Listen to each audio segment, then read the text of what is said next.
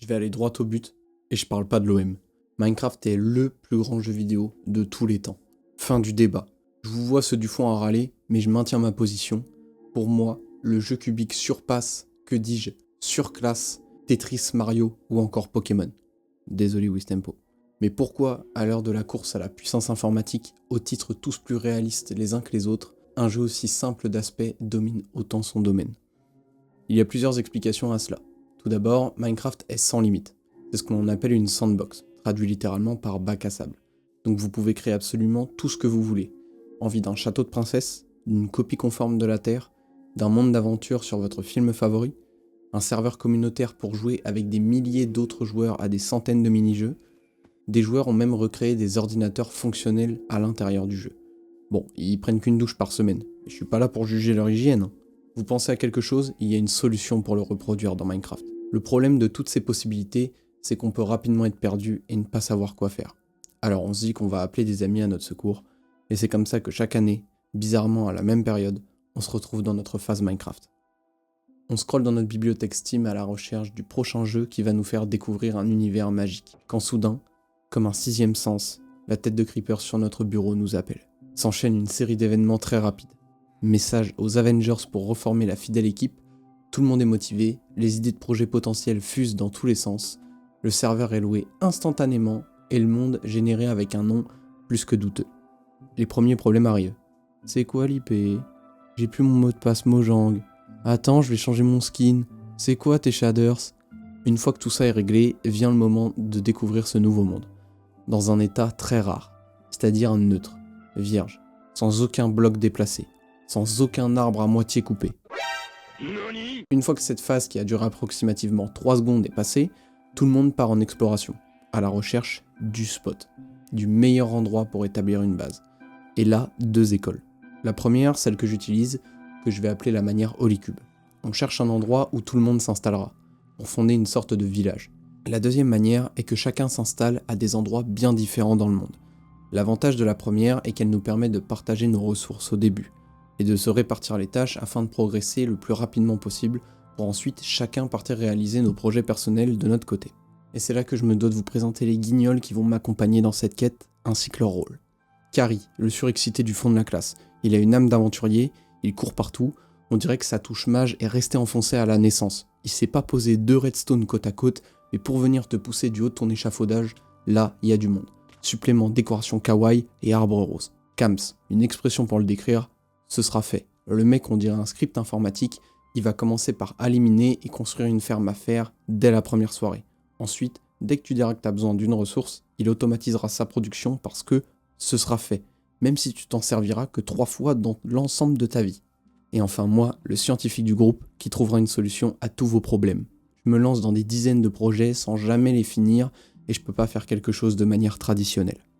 Donc cette fine équipe va progresser très rapidement au début, devenir autonome en nourriture, en ressources de base, avoir de l'équipement de haut niveau et aller battre le dragon, synonyme de fin théorique de l'histoire principale.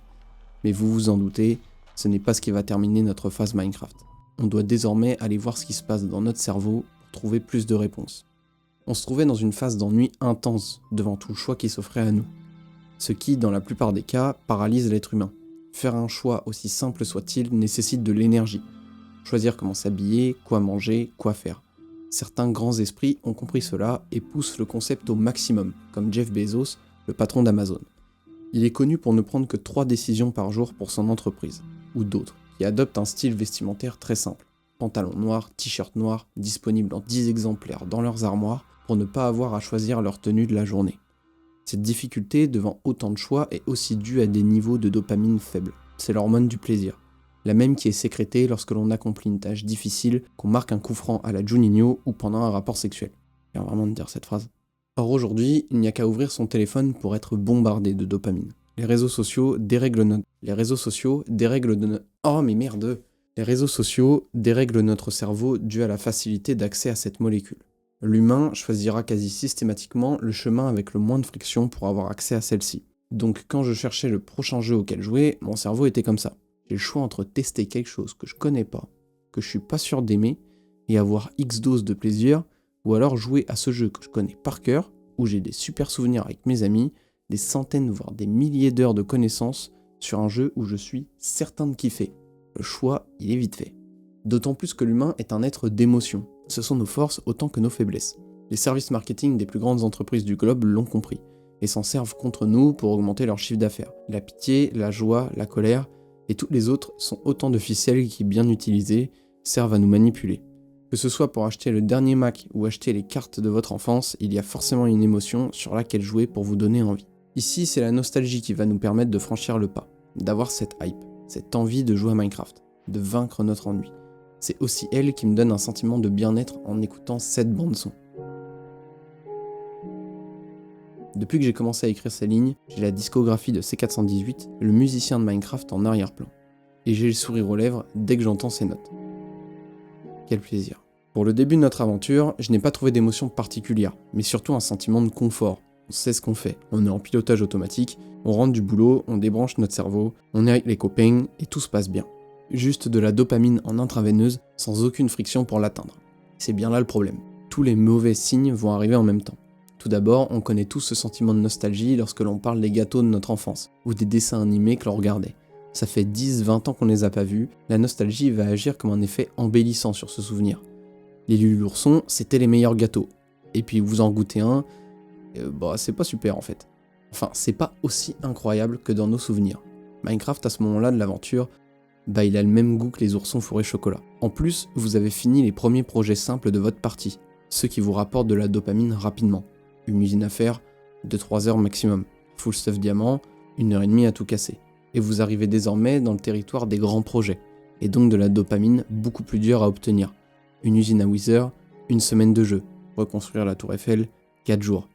Et c'est à ce moment-là que Carrie va sortir sa phrase préférée. On joue à un autre jeu, et plus jamais se reconnecter pour terminer son village sur l'eau. Bon, j'ai rien à dire, à mon île volante on dirait un donut. Non mais attends, c'est ça que tu qualifies de plus grand jeu vidéo de tous les temps? Des cubes pixelisés sans vraie histoire avec une durée de vie de 1 minute 32?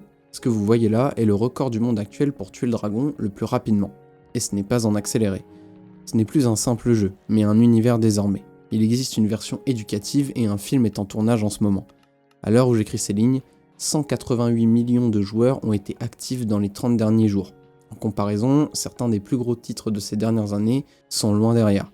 Ok, mais je comprends toujours pas pourquoi tu te lasses aussi vite. S'il y a tant de choses à faire dans cet univers sans limite, pourquoi la phase Minecraft ne dure que peu de temps? Déjà, le jeu a évolué. Avec le temps qui est passé, les mises à jour ont défilé et il y a de plus en plus de contenu.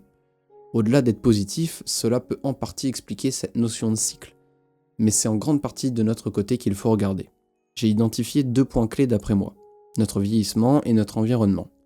Lorsque je rentrais du collège, je n'avais que ça à faire de jouer avec mes amis. Minecraft ne coûtait que 20 € et même un ordinateur familial pouvait le faire tourner. Il était beaucoup plus facile d'accès qu'un Call of Duty ou FIFA que vous deviez racheter 60 € minimum tous les ans. Et la négociation avec les parents qui va avec. Entre-temps, j'ai vieilli, et les gens avec qui je passais mes après-midi sur Minecraft aussi.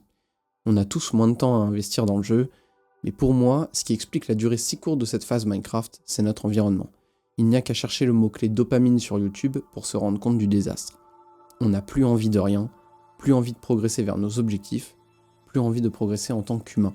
Juste d'être hypnotisé par nos écrans, pour ce petit shot de plaisir qui ne durera pas, qui sera remplacé par le prochain scroll et le prochain like. Pourquoi j'aime autant ce jeu? Pourquoi cette plateforme rassemble autant de personnes différentes, sans barrière de langue, de niveau social, de culture, d'âge? Il y a tellement de similitudes avec la vie réelle. Vous apparaissez dans un monde sans but si ce n'est de vivre, vous fabriquez votre quotidien, vous vous fixez des objectifs et faites tout pour y parvenir. Sauf que Minecraft est un jeu, et que beaucoup trop de personnes ont oublié que la vie aussi en est un, et qu'il est plus simple de perdre sa vie réelle sans s'en rendre compte.